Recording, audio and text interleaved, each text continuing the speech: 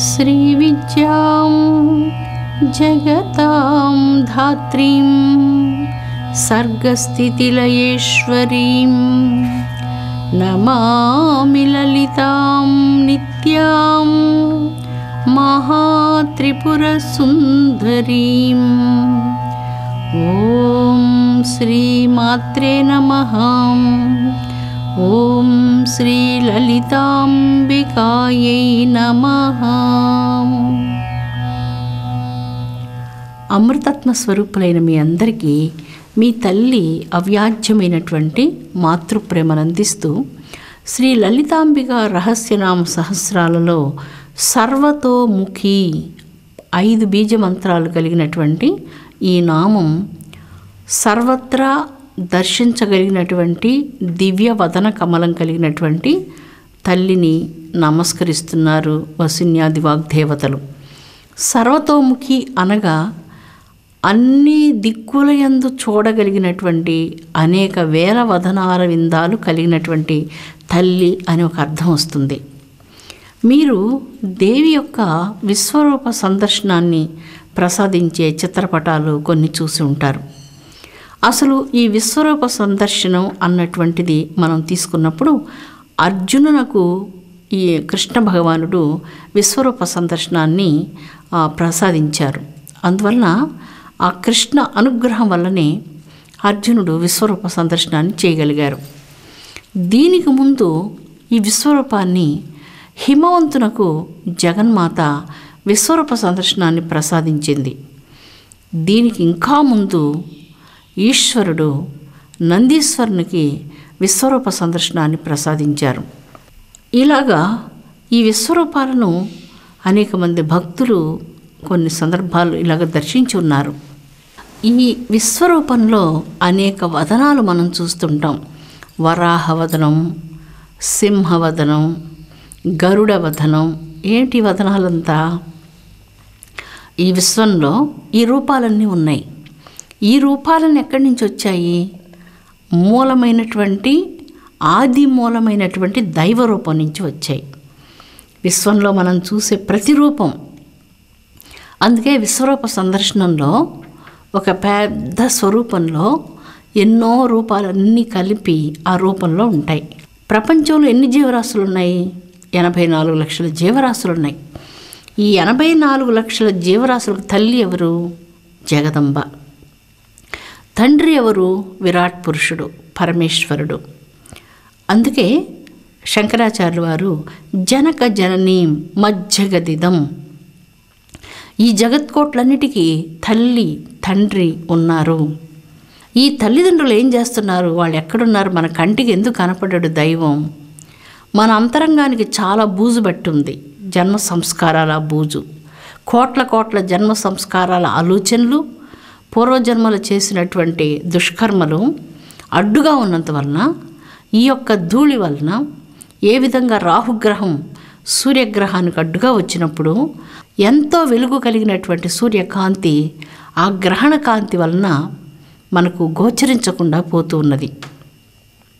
అదేవిధంగా పూర్వజన్మ సంస్కారాల యొక్క ఆలోచనలు గ్రహణంలాగా మన హృదయానికి అడ్డు వచ్చినప్పుడు లోపల ఏ వెలుగైతే ఇంకా కోట్ల సూర్యుల ప్రకాశమానంతో ఉన్నదో ఆ వెలుగును మనం దర్శించలేకపోతున్నాం.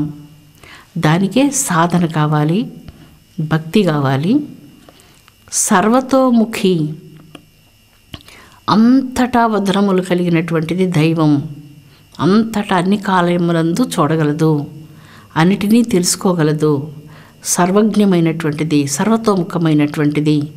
ఈ నామం చాలా అద్భుతంగా ఉన్నటువంటిది. అంటే దైవశక్తి తన యోగక్షేమాన్ని ఖచ్చితంగా మానవుల్ని అనుగ్రహించి స్వీకరిస్తుంది. ఆ విశ్వాసం మనకు కావాలి. ఒక చిన్న రైతు కథని ఈ సందర్భంలో మనం చెప్పుకుందాం. రైతులంటే, అన్నదాతలంటే మనందరికీ ప్రాణం కదా. వాళ్ళంటే మనకు చాలా ఇష్టం. ఎందుకంటే ఎప్పుడు పంటలు పండించి అందరికీ అన్నం పెడుతున్నటువంటి అన్నదాతలు, అన్నపూర్ణలు కనుక ఆ అన్నదాతకు మనకందరికీ వారి మీద మనకు చాలా ప్రేమ, అభిమానం, గౌరవ భావన కష్టపడి పనిచేస్తుంటారు కాబట్టి ఆదర్శంగా మనకు చాలా అభిమానం కలిగి ఉంటాం. ఒక రైతు తనకున్నటువంటి చిన్న పొలంలో కష్టపడి పనిచేస్తూ ఉండేవాడు. ఒకరోజు అతడు పొలం దున్నుతూ ఉండగా తన యొక్క నాగలికి ఏదో అడ్డుపడింది. చాలా కష్టం మీద అడ్డుపడిన వస్తువు ఏంటో భూమిని త్రవ్వి చూసేటప్పటికి అక్కడ ఒక పెద్ద 2 బిందెలు దొరికాయి. ఆ బిందెలు చాలా బరువుగా ఉన్నాయి. అవి తీసి గట్టు మీద పెట్టి ఉదయం నుంచి సాయంకాలం వరకు తను పని చేసుకుంటూ ఉన్నాడు. ఆతృతతో ఆ బిందెల్లో ఏమున్నాయని చూడలేదు అతడు. అవన్నీ ఎత్తి ఆ ప్రక్కన పెట్టి ఆ 2 బిందెల్ని ఆ ఉదయం నుంచి సాయంకాలం వరకు ఆ పొలం పని అంతా చేసుకుంటూ ఉండిపోయాడు. సాయంకాలం హడావుడిగా ఆ బిందెలు తీసుకొని వెళ్ళడం మర్చిపోయి ఇంటికి వెళ్ళిపోయి ఆ విషయం తన భార్యతో చెప్తూ ఉంటాడు. ఈరోజు నేను పొలం దున్నేటప్పుడు 2 బిందెలు తగిలాయి, అవి గట్టు మీద పెట్టాను, మర్చిపోయి వచ్చాను తీసుకొచ్చేందుకు అని చెప్తూ ఉంటాడు. ఈ మాటలు ఆ ఇంట్లో దొంగతనం చేయడానికి 2 దొంగలు వచ్చి ఉంటారు. ఈ దొంగలిద్దరూ చాలా సోమరిపోతులు, పని చేయరు, అసలు ఒక్క పని కూడా చేయరు. ఇచ్చే చిన్న పుల్ల తీసి అట్లా పెట్టేటువంటి వాళ్ళు కాదు. అందువల్ల వాళ్ళు సులభంగా జీవితం గడిచిపోవాలి, ఏం కష్టపడకూడదు, సులభంగా పని బాట చేయకుండా ఈ దొంగతనం అయితే సులభంగా మనకు చాలా ధనం వస్తుంది కనుక వాళ్ళు అలాగా ఆ ధనం కోసంగా దొంగతనానికి వచ్చారు. ఈ రైతు దంపతులిద్దరూ మాట్లాడుకునే మాటలన్నీ విన్నారు. వెంటనే వాళ్ళు అదే రాత్రి సమయంలో ఆ పొలాలన్నీ వెతుకుతూ ఎక్కడ ఆ చెట్టు క్రింద బిందెలు ఉన్నాయంటూ ఆ రాత్రి సమయంలో ఆ బురదలో ఆ పొలాలకు వెళ్ళి అక్కడంతా వెతకడం ప్రారంభించారు. రైతు చెప్పినట్లుగానే ఒక చెట్టు కింద 2 బిందెలు వాళ్ళకు కనిపించాయి. వాళ్ళ ఆతృతగా ఆ బిందెలను తెరిచి చూడగా అందులో నుంచి 2 పెద్ద పాములు వచ్చి వాళ్ళని కాటు వేసేందుకు తరమసాగాయి. వెంటనే ఈ దొంగలిద్దరూ ఆ బిందెలు అక్కడ పారవేసి పరిగెత్తుకుంటూ వెళ్ళిపోయారు. తర్వాత రైతు భార్య అతనితో మాట్లాడుతుంది, చీవాట్లు పెట్టింది. మనకు దేవుడు అంత పెద్ద నిధి ఇస్తే ఎందుకు గట్టు మీద పెట్టేసి వచ్చేసారు మీరు, దాన్ని తీసుకొచ్చి ఉండకూడదా అంటూ ఆ రైతు భార్య అతన్ని బాగా చివాట్లు పెట్టడం ప్రారంభించింది.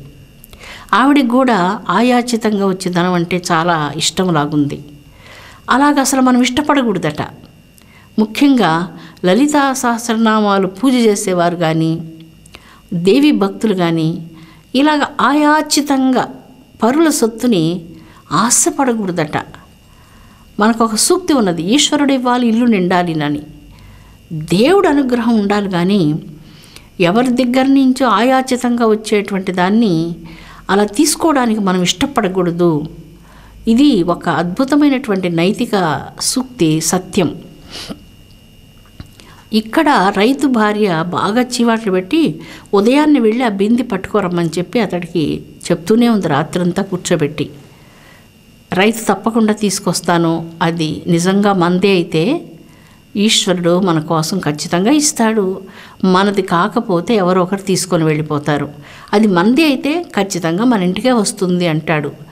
తిరిగి దొంగలు వాళ్ళిద్దరు ఏం మాట్లాడుకుంటుండారో వినాలి అని వచ్చారు. వచ్చేటప్పటికి రైతు నిజంగా నిజాయితీగా మాట్లాడుతున్నాడు. ఆ బిందెల్లో సంపదలు ఉన్నట్లున్నాయి, లేకపోతే ఏమీ లేకపోతే అతడు ఎందుకు అలాగ చెప్తాడు.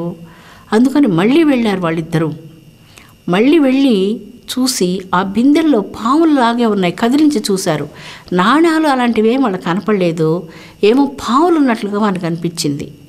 అందుకని రైతుకి సరైన గుణపాఠం నేర్పించాలనే ఉద్దేశంతో వీరిద్దరూ ఆ 2 బిందెల్ని మూత వేసి తీసుకొచ్చి రైతు వాకిట్లో పెట్టి వెళ్ళిపోయారు.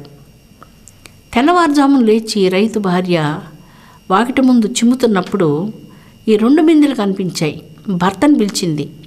అతడు వచ్చాడు. వచ్చి ఆ బిందెలు తీసి చూడగానే దాంట్లో అనేక విలువైనటువంటి వజ్రాలు, బంగారు నాణ్యాలు వాళ్ళకి గోచరించాయి. అతడు చెప్పాడు, భగవంతుడు మనకి ఇవ్వాలనుకుంటే ఆయన ఇస్తారు, మనకు వద్దనుకుంటే ఆయన మనకి ఇవ్వరు అంటూ అలా చెప్తున్నాడు. ఆయన కొంచెం వేదాంతం చెప్తున్నాడు. అయితే ఇక్కడ ఈ దొంగలు వాళ్లకు ఆ బిందెలు తెరిచినప్పుడు పాములు కనిపించాయి. అదే బిందెల్ని రైతు ఇంటి ముందు విడిచిపెట్టి వాళ్ళు వెళ్ళిపోయారు.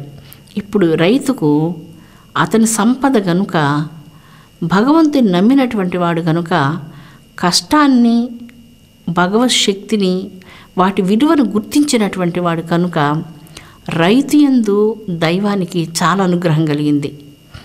అందుకే అతనికి పొలం దున్నుతున్నప్పుడు బిందెల రూపంగా వ్యక్తమైనటువంటి మహాలక్ష్మి, అతడు దురాశపరుడు కాదు కనుక ఆ బిందెలను తీసి గట్టు మీద పెట్టాడు. ఎవరో దారిని పోయేటువంటి దొంగలు ఆ బిందెల్ని తెరిచి చూచినప్పుడు వాళ్ళకి పాములు కనిపించాయి. అంటే ఆ సంపద వారిది కాదు. ఆ బిందెల్ని తీసుకొచ్చి రైతులు ఇంటి ముందు ఎందుకు పెట్టాల్సి వచ్చింది? ఈ పని ఎవరు చేశారు? సాక్షాత్తు దైవమే చేశారు. రైతుకు దక్కవలసినటువంటిది రైతుకు దక్కింది. అందుకే ఇంటికి వచ్చాయి బిందెలు నడుచుకుంటూ. ఆ దొంగలు తెచ్చి వాకిట్లో పెట్టేసి వెళ్ళిపోయారు. ఆ బిందెలను తెరచి చూచినప్పుడు అందులో అతనికి అనేకమైనటువంటి సంపదలు గోచరించాయి. యోగక్షేమం వహామ్యహం, భగవద్గీతలో మనం అందరం చాలా అద్భుతమైన ఈ శ్లోకం చదువుకుంటాం. పరిత్రాణాయ సాధూనాం వినాశాయ చ దుష్కృతాం ధర్మ సంస్థాపనార్థాయ సంభవామి యుగే యుగే. యుగే యుగే అంటే ఎప్పుడెప్పుడు అవసరం అవుతుందో అప్పుడప్పుడు అంతా వస్తారు. ఎక్కడికి వస్తారు? ఎక్కడ కావాలంటే అక్కడికంతా వస్తారు.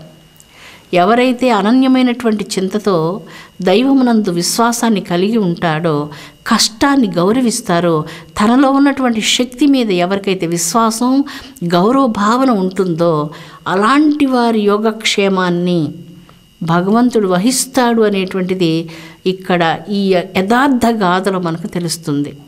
ఇది యథార్థంగా జరిగిన ఒక గాథ. ఆ రైతు కష్టాన్ని నమ్ముకున్నటువంటి వ్యక్తి. ఎదుటి వాళ్ళని మోసం చేయాలని రైతులకు ఉండదు. వాళ్ళు ఎప్పుడు కష్టపడి పొలంలో పనులు చేస్తూ ఉంటారు. మీరు చూస్తుంటారు కదా, దారిలో వెళ్ళేటప్పుడు ఎన్నో పొలాలు మనకు కనపడుతుంటాయి. రైతులు చాలా భూదేవి తల్లిని నమ్ముకొని ఆ పొలాల్లో పనిచేస్తూ ఉంటారు. వాళ్ళు ఎవరిని మోసాలు చేయరు, ఎటువంటి అబద్ధాలు చెప్పరు, ఎప్పుడు ఎలాంటి తప్పులు చేయరు. వాళ్ళు మట్టిని బిసికి మట్టిని నమ్ముకొని బ్రతికేటువంటి పవిత్ర జీవులు. కాబట్టి అటువంటి ఆదర్శవంతమైనటువంటి వాళ్ళ దగ్గరకు సర్వతోముఖి, అంతటా చూడగలిగిన తల్లి, అంతటా వదనార బిందాలు కలిగిన తల్లి, అందరి హృదయాలలోకి తొంగి చూడగలిగేటువంటి అంతరంగం కలిగిన తల్లి. మనకంతా ఇప్పుడు చాలా స్కానింగ్ మిషన్స్ అవన్నీ వచ్చాయి. ఇవన్నీ తీస్తే శరీరంలో ఏ వ్యాధి ఉందో మాత్రం తెలుస్తుంది, కానీ మనస్సులో ఏమున్నదో తెలుసుకోలేరు. కానీ సర్వతోముఖి అయినటువంటి తల్లి నీ అంతరంగంలో, నీ జీవితంలో ఏమున్నదో తెలుసుకోగలదు. నీకెప్పుడు ఏది కావాలో ఇవ్వగలదు. నీకు అది వద్దనుకుంటే అది మనం ఎంత ప్రయత్నించినా అది మనకు రాదు. మనది కానిది మనకు రాదు. మనది అయినది మనల్ని వెతుక్కుంటూ రైతు ఇంటికి వచ్చినట్లుగా వస్తుంది. ఎంత అద్భుతంగా ఉందో చూడండి. అందుకే దైవం ఇవ్వాలి, ఇల్లు నిండాలి. ఈశ్వరుడు ఇవ్వాలి, ఇల్లు నిండాలి. ఈ సర్వతోముఖి, అంతటా నేత్రాలు కలిగిన తల్లి, అంతటా చూసే తల్లి అందరినీ చూస్తుంది కదా, ప్రతి ఒక్కళ్ళని చూస్తుంది కదా. జీవకోట్ల అందరినీ చూస్తుంది, నిన్ను చూస్తుంది, నన్ను చూస్తుంది, సకల ప్రాణికోట్లందరినీ సర్వత్రా సర్వకాల సర్వావస్థయందు తల్లి కంటి చూపుల్లో నుంచి ఎవ్వరు కూడా తప్పించుకొని వెళ్ళలేరు. అలాంటి తల్లి వీక్షణాలలో ఉన్నటువంటి మానవ జీవితం ఎలా ఉండాలి? అది మహోన్నతంగా ఉండాలి. అది ఇక్కడ సారాంశం. ఇవంతా మనం ఎందుకు మాట్లాడుకుంటున్నామంటే, ఎలా ఉండాలి జీవితం అంటే అది విశుద్ధంగా ఉండాలి, అది శుద్ధతను కలిగి ఉండాలి, మహాపవిత్రంగా ఉండాలి, స్వచ్ఛంగా ఉండాలి. నీవిచ్చినది జీవితము, నీ వనరించుము పావనం. ఎలా వనరిస్తావు పావనం? తల్లి ఎలా వనరిస్తుంది పావనం? తల్లి స్మరణతో పాపగ్ని గనుక పాప రాసి దగ్ధమైపోతుంది, స్వచ్ఛత కలుగుతుంది, పవిత్రత సిద్ధిస్తుంది, యోగం సిద్ధిస్తుంది. అప్పుడు అన్ని సమానంగా మంచిగా కనిపిస్తుంది. సర్వతోముఖి అనే ఈ యొక్క నామం మనలో మార్పును కోరుకుంటుంది. సర్వత్రా అమ్మ చూస్తూ ఉంది. ఎప్పుడెప్పుడు చూస్తుంది? అన్ని కాలములందు మనల్ని చూస్తూ ఉంది. ఎటువైపు వెళ్ళినా, ఏ దిక్కుకు వెళ్ళినా, ఏ పని చేస్తున్నా, ఎంత రహస్యంగా చేస్తున్నా, మంచి చెడు ఏ పనులు చేస్తున్నా అన్నిటినీ సర్వతోముఖైనటువంటి తల్లి చూస్తుంది. మనం తెలియకుండా ఏమైనా తప్పులు చేస్తూ ఉంటే, ఒకవేళ తెలిసి కూడా మనం తప్పులు చేస్తూ ఉంటే ఆ తప్పుల నుంచి క్షమాపణ తల్లిని కోరుకోవాలి. లోపముల నెంచకమ్మా మాలోన లోకైక జనని. లోపాలను ఎంచొద్దమ్మా, నిన్ను నమ్మి ఉన్నామమ్మా. మత్సమహి పాతకీ నాస్తి పాపగ్ని త్వసమానహి. తల్లి నీలాంటి పాపగ్ని ఈ లోకంలో, ఏ లోకాల్లో, లోకాల కోట్లలో ఉండదు. నేను నీ కొడుకుని, నా పాపాలు మన్నించు అంటూ ప్రాయశ్చిత్తంతో మనిషి అయితే మనస్సులో మార్పు రావాలి. మనిషి కష్టం చేయాలి, మానసికంగా కానీ వాచికంగా కానీ ఏదో ఒక రకంగా మనిషి కష్టం చేయాలి. శరీరంలో ఉన్నటువంటి తన స్వశక్తిని గౌరవించినప్పుడు జీవితం విలువ మనకు తెలియకుండా పోతుంది. సర్వతోముఖి అయినటువంటి తల్లి మనకు ప్రసాదించిన ఈ జీవితానికి విలువ లేకుండా చేసిన వాళ్ళం అవుతాం. అందువలన తల్లి మనకిచ్చిన ఈ జీవితాన్ని గౌరవించి, మనలో శక్తిని మనం గౌరవించి, మనం ఎప్పుడు అందరికీ మంచి పనులు చేయాలి, మనం కష్టపడి పని చేయాలి, దైవానుగ్రహానికి పాత్రలం కావాలని అమ్మ మీ కన్న తల్లిగా మనఃపూర్వకంగా కోరుకుంటుంది. స్వస్తి. ఓం శాంతి శాంతి శాంతి.